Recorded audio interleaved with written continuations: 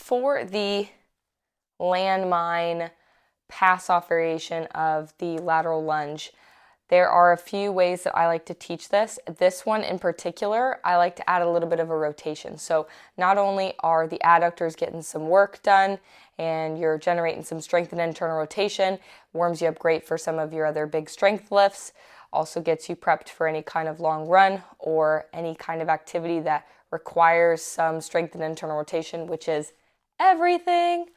But it also allows you to incorporate some rotation into the exercise, which is important as well.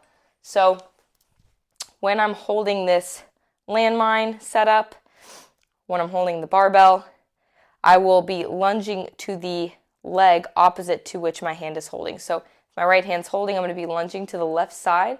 Really important, like with any lateral lunge, that those toes are pretty straight and that you're creating whole foot pressure in both feet. You're not rocking to the outside or excessively to the inside. You have pressure and contact with the ground through the entire foot. When I lunge, I'm going to lunge to one side, and then I'm going to create a little bit of rotation and turn through my torso. When people do lateral lunges, I think oftentimes they think too much of the lunge and they think too much of moving sideways laterally, when in reality, I really like for people to think about it as just another single leg squat variation or another unilaterally biased squat variation. So when you do this, just think of it as doing a squat on one leg. We're just moving off to the side here. So knee still driving over toe, hip is still moving back, and I'm rotating through the torso a little bit when I go into this. Then I pass off to the other side, and the same thing.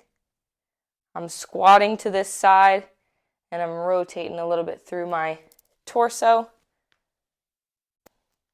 and then I get a little bit of a flow to it so that I'm passing off one side to the next. Really important that the core is braced and the chest doesn't totally collapse in the back round during this exercise. This is where the squat position is important to maintain, because in a squat, we have some knee flexion, hip flexion, and I create a roughly still straight line through the spine. Even though my chest comes forward a little bit, I'm not creating excessive spinal flexion or extension through the exercise. So when I lunge, I keep whole foot pressure in order to prevent that knee from wanting to drive out. Sometimes it helps to cue putting a little bit more pressure on the inside of the foot and then rotating through the torso before I pass off to the other side. And that is the landmine alternating lateral lunge.